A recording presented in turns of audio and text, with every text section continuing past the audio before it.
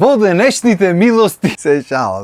Од милостиње никогаш доста, особено после коментари од типот Демеде само ти имаш дете, да тебе шо разбира. и останати нели поттикнувачки коментари. Едноставно така некако те терат се поки и поки да збораш за истото нешто. И понатаму ќе се збора за милоста, нема бегање од тоа. Ама има и други теми да замешаме малце. Пример времето за пролети или што би рекле повременските прогнози. Сончево до умерено облачно, наместа со врнежи и на високите места снег. Значи сите ќе ти ги наброј, па ти думај кој ќе ти се падне. А бога ми и не е дека не се во право период. Пошто овде дожд, на пелистер снег, оттаде пелистер сонце. Пој се ти најди му назад. Кога што гледате денес и немам некоја идеја за шо би правил муавет. Ако ќе нема човек идеја за шо да збора, тогаш се збора за една универзална работа за која сите збораме кој не знаеме што да кажеме. Се збора за времето, ба. Том пред да збораме за времето, време е за шпица. Да пуштиме шпицата па ќе правиме муавет. Ајде да те пуштам.